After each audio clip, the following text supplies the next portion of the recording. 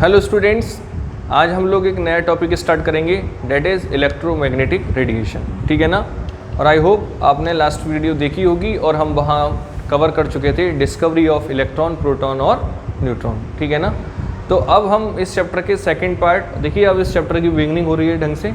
हालांकि आप discovery of electron, proton, neutron 9th class और 10th क्लास में पढ़ के आए होंगे, बट नया टॉपिक है एकदम इलेक्ट्रोमैग्नेटिक रेडिएशन। ठीक है ना। बहुत आसान सा है, आप बड़े आसानी से समझ सकते हैं। तो देखिए स्टूडेंट्स, होता क्या है ये इलेक्ट्रोमैग्नेटिक रेडिएशन, जिसे हम प्यार से EMR भी कहते हैं। तो वो रेडिएशन जिसको ट्रैवल करने के लिए किसी भी मीडियम की रिक्वायरमेंट नहीं होती, कोई मीडियम की ज़रूरत नहीं है। और ऐसी रेडिएशन को हम क्या कहते हैं बताओ? इलेक्ट्रोमैग्नेटिक रेडिएशन कहते हैं। ठीक है ना। और आई होप आप लोगों ने ये टॉपिक फिजिक्स में भी पढ़ा होगा। और हम लोग जानते हैं कि इलेक्ट्रोमैग्नेटिक रेडिएशन के दो कंपोनेंट होते हैं, एक मैग्नेटिक फील्ड कंपोनेंट और एक इलेक्ट्रिक फील्ड कंपोनेंट। और ये दोनों कंपोनेंट एक दूसरे के क्या होते हैं बताओ? परपेंडिकुलर होते हैं। साथ ही साथ ये दोनों कंपोनेंट जिस वे में हमारी जो रेडिएशन होती है ट्रैवल करती है, यानी डायरेक्शन ऑफ प्रोपोगेशन, उन तीनों के एक दूसरे, ये तीनों मतलब direction of propagation, magnetic field और इलेक्ट्रिक फील्ड, तीनों एक दूसरे के क्या होते हैं बताओ? परपेंडिकुलर होते हैं। देखिए थोड़ा और कवर अच्छा होगा, मैं जरा यहाँ पे एक फिगर बनाता हूँ तब आपको अच्छा समझ में आए।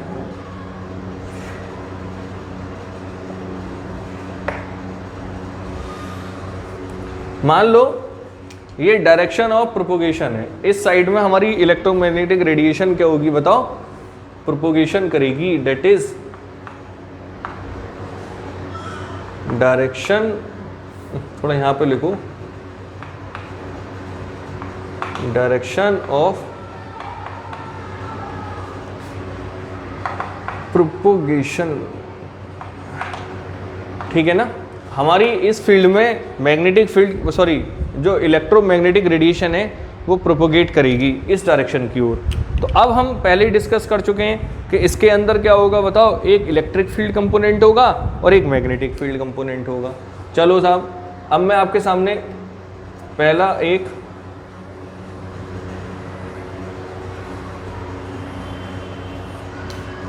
मान लो ये कौन सा कंपोनेंट है बताओ? ये इलेक्ट्रिक फील्ड कंपोनेंट है।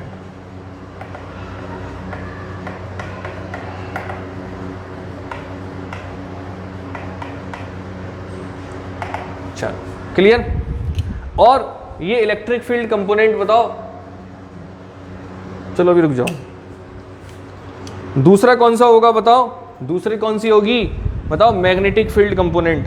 और मैग्नेटिक फील्ड कंपोनेंट भी क्या होगी बताओ? परपेंडिकुलर होगी। तो एक कलर और ले लेते हैं, एक रेड कलर ले लेते हैं, थोड़ा सा अच्छा कवर हो जाएगा। एक रेड ले लेते हैं।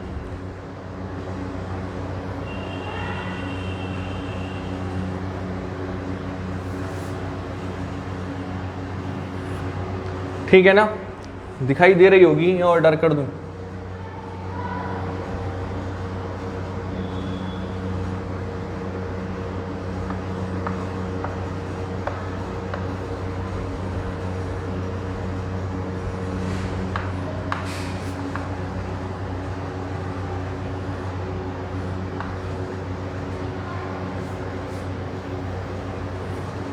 ये आगे बढ़ा सकते हैं लाइन। तो बताओ इस फील्ड का नाम क्या होगा बताओ? अगर ये इलेक्ट्रिक फील्ड कंपोनेंट होगा तो ये कौन सा होगा? मैग्नेटिक। थोड़ा स्पेस कम रखो क्योंकि मुझे यहाँ लिखना भी है। Magnetic field component. ठीक है। अब होता क्या है, बहुत ध्यान से समझना कि magnetic field component, electric field component और डायरेक्शन ऑफ प्रोपोगेशन, ये तीनों एक दूसरे के म्यूचुअली परपेंडिकुलर होते हैं। क्या मीनिंग है? बड़ा ध्यान से देखें, ध्यान से देखो, देखो वाइट ही लिखा लेते हैं।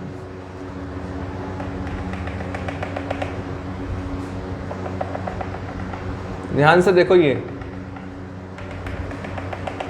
ये दोनों एक दूसरे के 90 डिग्री कोण बने, एंगल बनेंगी। क्लियर। सिमिलरली बताओ, जहाँ पे भी देखो, थोड़ा सा इसको मैं आगे बढ़ा लेता हूँ और यहाँ भी देखें आप, बताओ ये वाला और ये वाला, ये भी क्या होंगे बताओ, 90 डिग्री पर होंगे। तो ओवरऑल मैं ये कहना चाहता हूँ कि इलेक्ट्रिक फील्ड, मैग्नेटिक फील्ड और direction of propagation, direction of propagation मतलब जिस डायरेक्शन की ओर ये रेस के ओर ये ट्रैवल कर रही है, ये तीनों एक दूसरे के क्या होते हैं बताओ, परपेंडिकुलर होते हैं। तो बस इसी को हम क्या बोलते हैं बताओ, इलेक्ट्रोमैग्नेटिक रेडिएशन। तो ज़रा इसको थोड़ी सी लिख लेते हैं, क्या क्या पॉइंट है। फर्स्ट पॉइंट देखिए इसका, क्या लिखेंगे कि द रेडिएशन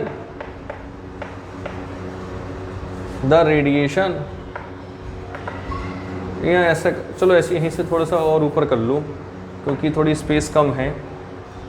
यहाँ फिगर चलो बाद में बैठा लेंगे। The radiation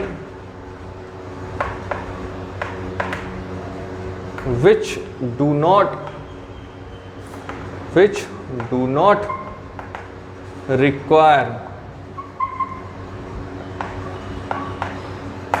the radiation which do not require any medium for propagation,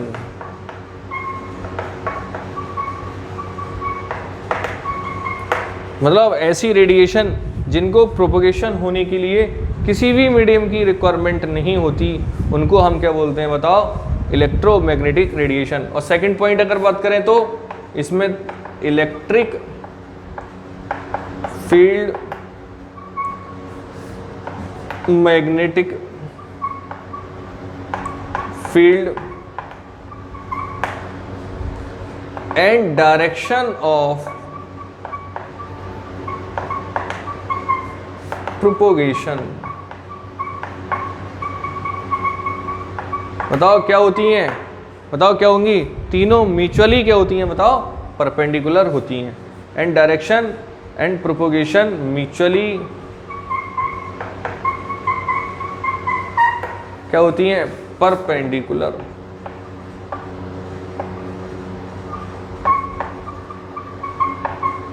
to each other. बताओ बात समझ में आती है? बस तो क्या होती है इलेक्ट्रोमैग्नेटिक रेडिएशन, वो हम अच्छी तरीके से कवर कर चुके हैं। अब हम बात करेंगे कैरेक्टरिस्टिक ऑफ इलेक्ट्रोमैग्नेटिक रेडिएशन।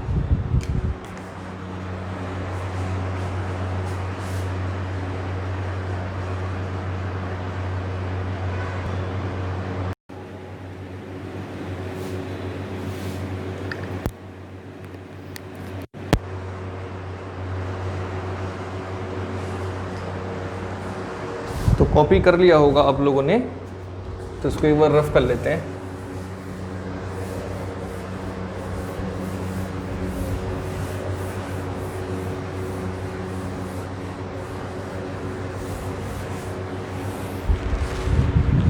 अब बात करेंगे अब characteristic of EMR.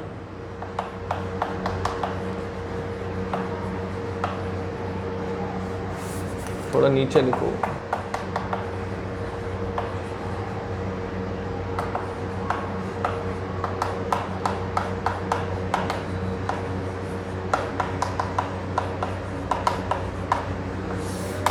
Characteristic of EMR that is electromagnetic radiation की क्या क्या कैरेक्टरिस्टिक हो सकती हैं। तो सबसे पहले हम बात करेंगे वेवलेंथ। किसकी बात करेंगे हम? वेवलेंथ। बताओ वेवलेंथ होता क्या है भाई? वेवलेंथ है क्या कि क्रस्ट और ट्रफ, अल्टरनेट दो क्रस्ट या ट्रफ के बीच की जो डिस्टेंस है उसी को हम क्या बोलते हैं बताओ? वेवलेंथ बोलते हैं। कैसे?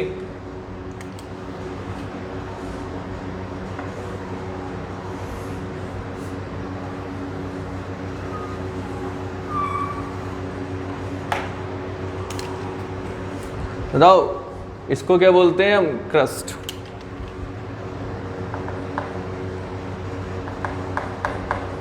और इसको क्या बोलते हैं बताओ हम? ट्रफ। क्लियर? तो क्रस्ट और ट्रफ के बीच की जो डिस्टेंस है, दो अल्टरनेटिव क्रस्ट या ट्रफ्स के बीच की जो डिस्टेंस है उसी को हम क्या बोलते हैं बताओ? वेवलेंथ बोलते हैं। बताओ एक क्रस्ट है, एक क्रस्ट है, इनकी बीच की जो डिस्टेंस है दिस, तो इसको हम क्या बोलेंगे बताओ? वेवलेंथ। और इसको हम रिप्रेजेंटेड करते हैं, बताओ कैसे, लैम्डा से। या आप ऐसा भी कर सकते हैं, दो ट्रॉफ ले लीजिए और इनकी बीच की जो डिस्टेंस है उसको हम क्या बोल सकते हैं, बताओ, वेवलेंथ। बताओ बात समझ में आ रही है? तो क्या लिख सकते हैं इसकी मतलब डेफिनेशन, तो हम बोल सकते हैं कि the distance between any two conjugative crust and trough। समझ में आ रही है? किसी भी कॉन्जुगेटिव क्रस्ट या ट्रॉफ के बीच की जो डिस्टेंस है उसी को हम क्या बोलते हैं, बताओ, वेवलेंथ। अगर हम बात करें वेवलेंथ की कि एसआई यूनिट क्या होती है, भाई एसआई यूनिट तो डिस्टेंस की मीटर ही होती है, बट हम लोग इस नेग्लिजिबल डिस्टेंस को मीटर में मेजर नहीं कर सकते। इसको बहुत और क्वांटिटीज़ हैं जिसमें हम मेजर करते हैं। जनरली हम इसको एंगस्ट्रॉन्ग में करते हैं। तो कुछ रिलेशन है, वो रिलेशन आपको याद होना बहुत ज़रूरी है। क्या कि 1 एंगस्ट्रॉन्ग इक्वल टू 10⁻⁻10 मीटर। क्या एंगस्ट्रॉन्ग भी यूनिट होती है लेंथ की, ठीक है ना। दूसरा हम नैनोमीटर में भी यूज़ कर सकते हैं। 1 nanometre equal to 10⁹। 1 picometre equal to 10⁻⁻12 metre. आप 1 फेंटोमीटर भी कर सकते हैं, 10⁻⁻15। एक रह गया 1 माइक्रोमीटर इक्वल टू 10⁻⁻6 मीटर। तो ये यूनिट्स हैं, ये यूनिट्स आपको याद रहनी चाहिए बिकॉज क्योंकि वो वेवलेंथ आपको जनरली एंगस्ट्रॉन्ग या नैनोमीटर में देता है, ठीक है ना। उसको हमने कन्वर्ट करना होता है अगर एमकेएस में, डेट इज एसआई यूनिट में, मीटर में। तो ये रिलेशन आप लगा सकते हैं कि 1 नैनोमीटर इक्वल टू 10⁻⁻10 मीटर, ठीक है ना। चलो ऐसा कर लेते हैं, दूसरी यहाँ पे डिस्कस कर लेते हैं। बताओ दूसरी जो करैक्टरिस्टिक है वो है फ्रीक्वेंसी।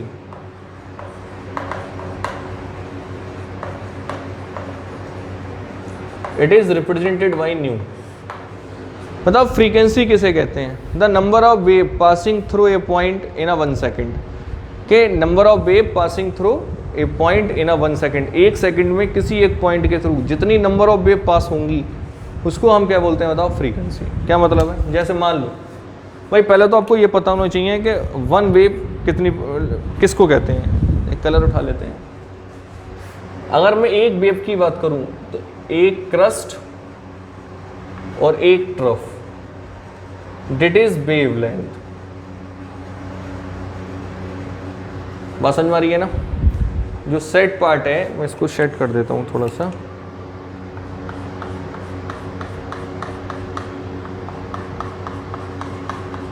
दिस इज 1 वेव और इसकी जो लेंथ है उसको हम वेव लेंथ भी बोल सकते हैं। अगर इसको बिल्कुल यहाँ से काट के बिल्कुल सीधा ऐसे कर दिया जाए तो वो वेव लेंथ भी होगी। क्लियर? तो अगर मैं कहूँ कि एक पॉइंट, भाई अगली वेव कहाँ से होगी? यहाँ से ये नेक्स्ट होगी,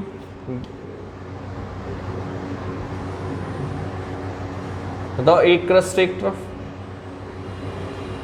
नेक्स्ट अगली ऐसी होगी, ठीक है ना।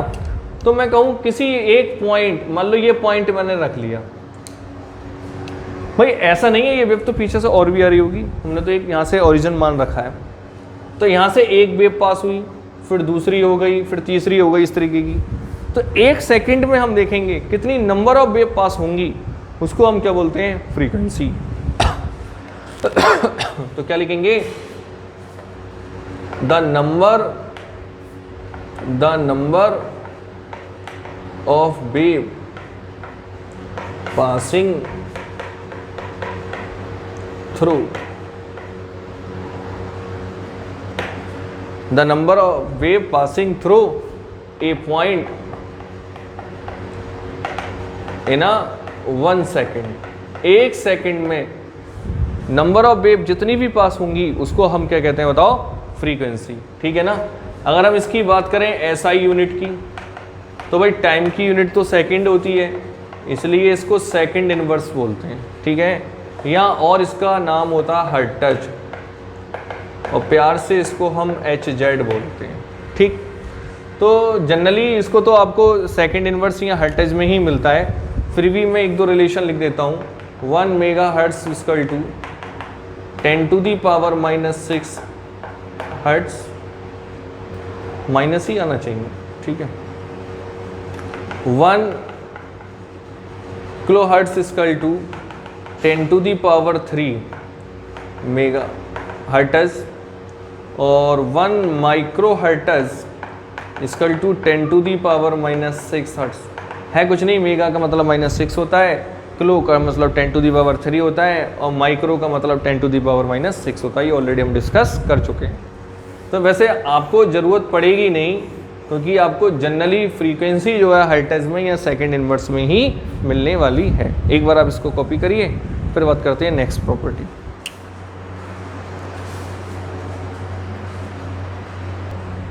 अब बात करते हैं next characteristic, that is speed of wave. इसको चाहो तो आप ऑब्लिक वेलोसिटी भी लिख सकते हो।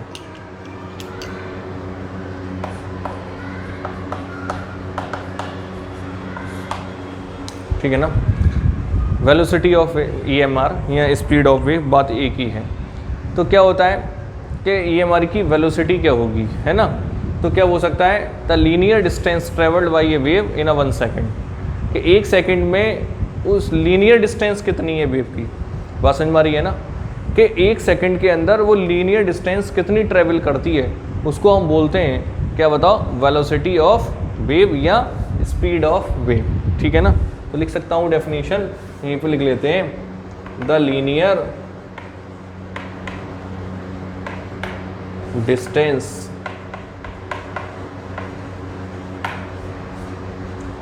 Travelled by the wave in 1 second. 1 second में जो लीनियर डिस्टेंस जितनी भी ट्रेवल करेगी उसको हम क्या बोलते हैं, स्पीड ऑफ वेव। और चाहो तो आप इसकी लिख सकते हो कि speed of wave equal to होता है फ्रीक्वेंसी इनटू वेवलेंथ।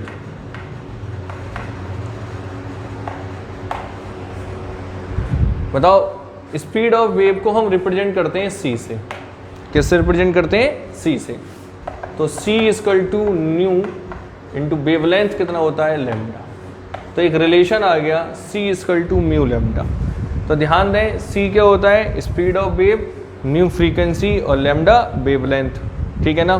चलो, अब एक बात और जो आपको नोट करनी भी चाहिए, कि जो इलेक्ट्रोमैग्नेटिक रेडिएशन होती हैं वो ट्रैवल करती हैं with the same velocity of light. जो लाइट की वेलोसिटी होती है उसी वेलोसिटी से EMR क्या करता है, बताओ, ट्रैवल करता है। इस पॉइंट को आप नोट करो कि EMR that is electromagnetic radiation travelled with same velocity with same velocity of light, that is 3 × 10⁸ metre पर सेकेंड।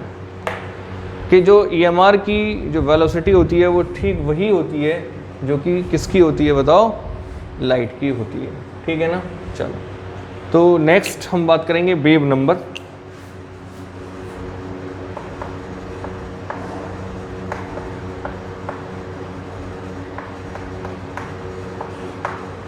बताओ, वेव नंबर को हम रिप्रेजेंट करते हैं म्यू बार से।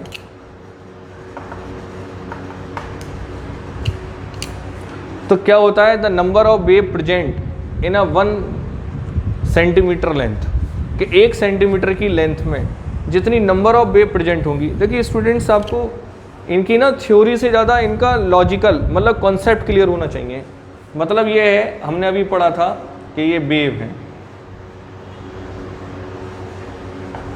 और मैंने एक वेव को कितना बताया आपको, कि भाई एक क्रस्ट एक ट्रॉफ, दिस इज 1 वेव।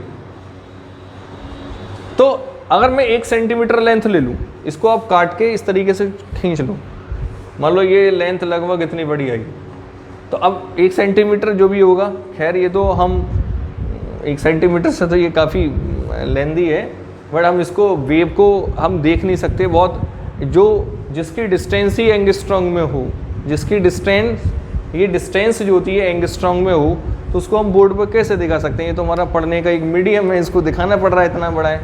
तो कहने का मेरा मतलब ये है, दिस इज़ वन वेव, पढ़ा चुके हैं ना अभी हम।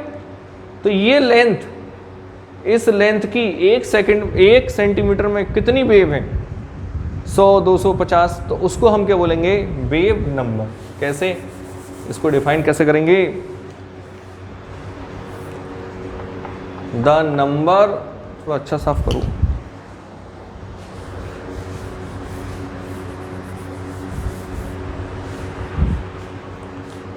The number of wave are present in 1 centimetre length. Second point हम कह सकते हैं, it will be equal to, बताओ, it will be equal to reciprocal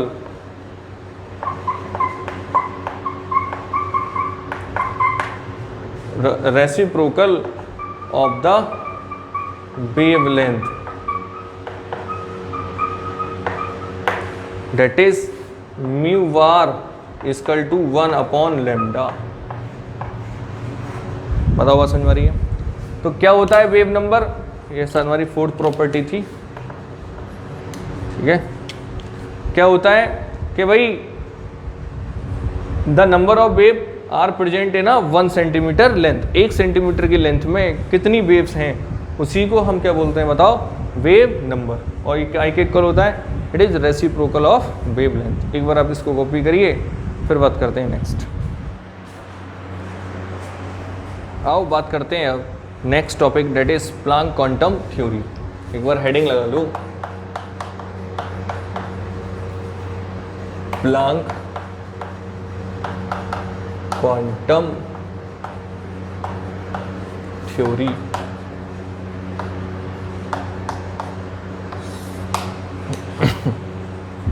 बताओ प्लांक क्वांटम थ्योरी क्या है? देखिए, प्लांक ने क्या कहा कि एनर्जी जो ट्रेवल करती है, एनर्जी जो चलती है, उसने कहा वो छोटे छोटे पैकेट्स के फॉर्म में चलती है। किसके फॉर्म में चलती है? पैकेट्स के फॉर्म में चलती है।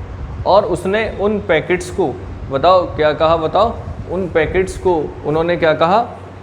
क्वांटा कहा। क्या कहा? क्वांटा। ठीक है ना? दोबारा सुन लो कि प्लांक ने कहा कि जो एनर्जी ट्रैवल करती है वो पैकेट्स के फॉर्म में ट्रैवल करती है। जैसे मान लो सन से एनर्जी यहाँ तक कैसे आती है, तो क्वांटम थ्योरी ये कहती है कि भाई सन से एनर्जी अगर अर्थ तक आती है तो एनर्जी के कुछ बंडल्स, पैकेट्स होते हैं, उन पैकेट्स के फॉर्म में आती है। और उन पैकेट्स को उनने क्या कहा? बताओ, क्वांटा कहा। बस समझ में आ रही है? थर्ड, उसने ये कहा कि अगर वो एनर्जी किसी लाइट की है तो उन क्वांटा को हम क्या कह सकते हैं? बताओ, फोटोन कह सकते हैं। क्या कह सकते हैं हम? फोटोन। तो क्या कहा उसने कि फर्स्टली उन्होंने कहा कि energy travel in the form of packets. बताओ बात समझ में आ रही है? किस फॉर्म में चलती है? बताओ, पैकेट्स के फॉर्म में। और उसने क्या कहा कि दीज पैकेट्स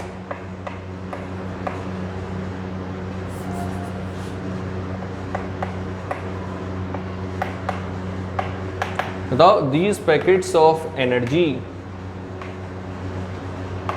इज कॉल्ड, क्या कहा? बताओ, क्वांटा। और थर्ड उसने कहा कि अगर ये एनर्जी किसी लाइट्स की है तो उस क्वांटा को हम क्या कह देंगे? Specially photon. क्या कहेंगे? फोटोन। क्या कहा कि in case of light energy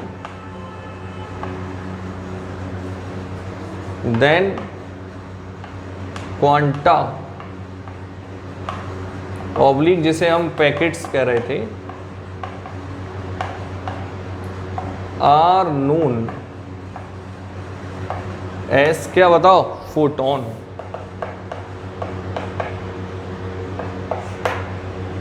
बताओ बात समझ आ रही है? तो अब स्टूडेंट्स एक बात सुनो आप, जब फोटोन कहाँ से बताओ, हम कह रहे हैं कि एनर्जी ट्रेवल कहाँ से हो रही है बताओ, पैकेट्स के फॉर्म में। तो अगर पैकेट्स के फॉर्म में ट्रेवल होगी तो उनको हम क्वांटा कहेंगे। अगर वो एनर्जी बताओ किसकी है, लाइट की, तो उस क्वांटा को हम स्पेशली क्या कह सकते हैं, फोटोन कह सकते हैं। अब ये बताओ, जब रेडिएशन ट्रेवल करती है तो उसके साथ एक वेव होगी, और वेव होगी तो बताओ उस वेव में जो फोटोन होगा उससे रिलेट एक बताओ एनर्जी होगी, और एनर्जी होगी तो उसकी अपनी कुछ फ्रीक्वेंसी होगी। तो ओवरऑल अगर मैं ऐसे कहूँ कि जो एनर्जी जो रेडिएशन के फॉर्म में आ रही है या पैकेट्स के फॉर्म में जो आ रही है उससे रिलेट एक वेव होगी, और वेव होगी तो उसकी अपनी कुछ ना कुछ फ्रीक्वेंसी होगी। बताओ, तो अगर मैं यहाँ से बात करूँ कि energy of photon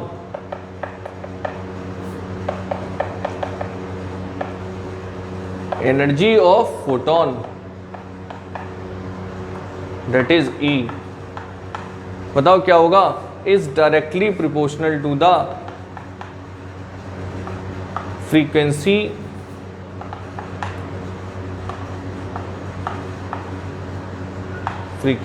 of photon।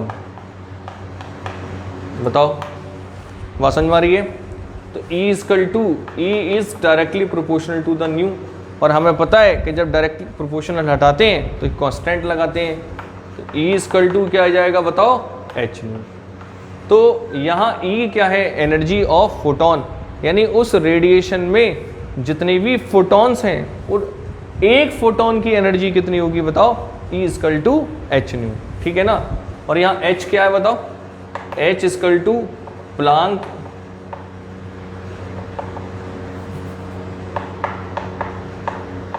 Planck constant, और इसकी वैल्यू कितनी होती है वो आपको याद रखनी पड़ेगी, 6.62 इंटू 10⁻⁻34 क्या होता है, जूल सेकेंड।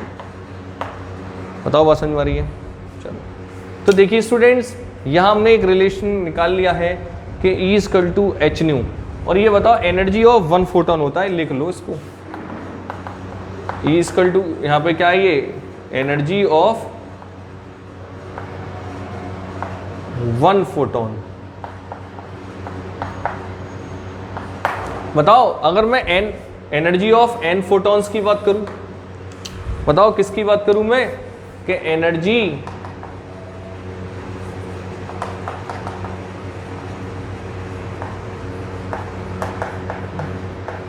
फोटॉन्स, तो क्या हो जाएगा बताओ, E n h nu। बताओ तो n क्या हो गया बताओ, number of, n number of photon. बताओ क्लियर है? चलो, तो एक बार आप इसको देख लीजिए।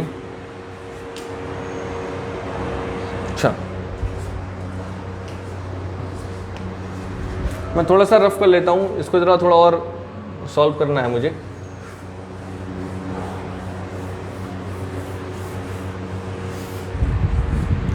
बताइए, अभी आपने देखा कि energy of photon equal to, आपने देखा E यहाँ थोड़ा नीचे से करो, E n h nu। बताओ अभी हमने वेलोसिटी ऑफ लाइट पढ़ा, सॉरी वेलोसिटी ऑफ EMR पढ़ा था, तो उसमें हमने क्या पढ़ा था बताओ, कि C न्यू लेमडा, और यहाँ से अगर न्यू की वैल्यू कैलकुलेट करोगे तो C/λ। बताओ आएगा ही नहीं आएगा? ये वैल्यू उठा के यहाँ प्लेस करो तो क्या आ जाएगी, E n SC/λ। बोलो हाँ या ना? क्लियर? तो हमारे पास अब दो फार्मूले आ चुके हैं। फर्स्ट कौन सा है बताओ, ये E NHC,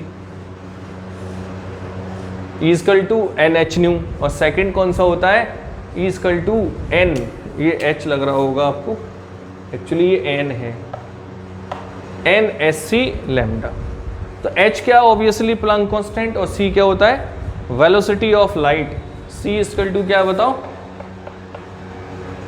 velocity of light, और ये तो कांस्टेंट होता है, बताओ कितना होता है 3 × 10⁸ मीटर पर सेकेंड। बहुत ध्यान से इस लिख लो। अब मुझे एक बात बताओ, c कांस्टेंट, h कांस्टेंट, और n तो नंबर ऑफ फोटॉन है, ये भी कांस्टेंट, तो मैं यहाँ से क्या लिख सकता हूँ, जरा बहुत ध्यान से देखना, E is inversely proportional to lambda.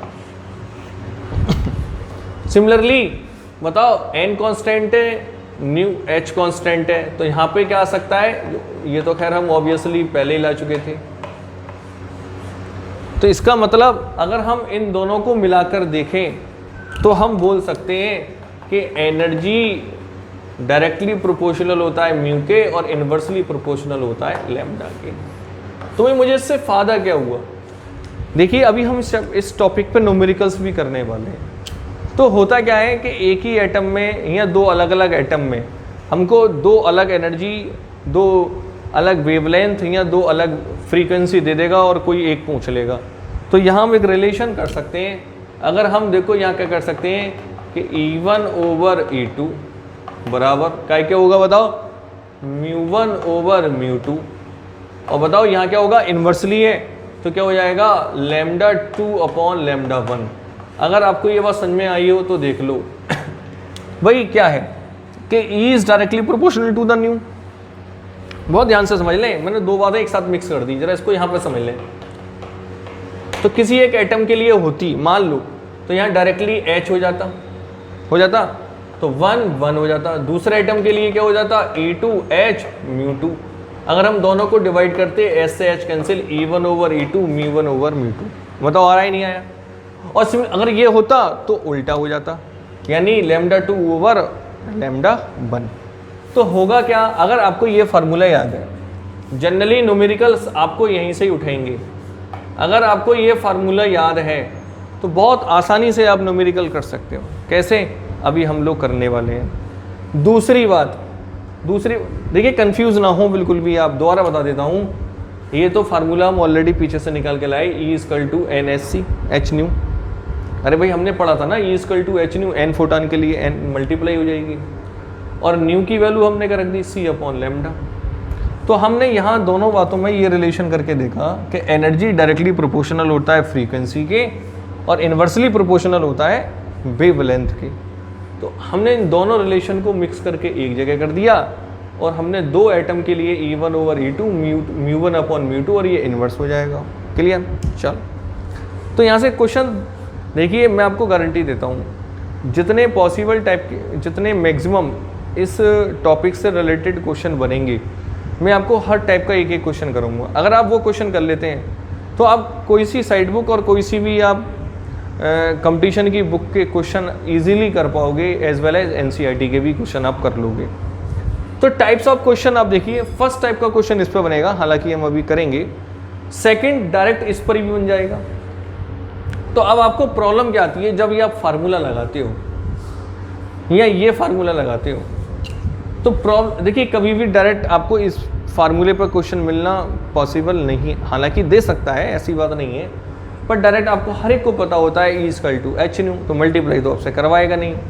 तो जनरली इस फार्मूले से बहुत क्वेश्चन उठते हैं, NSC/λ। अब यहाँ H की वैल्यू क्या है, 6.62 × 10⁻⁻34, शायद लिखा था मैंने। H इक्वल टू कितना होता है, 6.62 × 10⁻⁻34 जूल सेकेंड।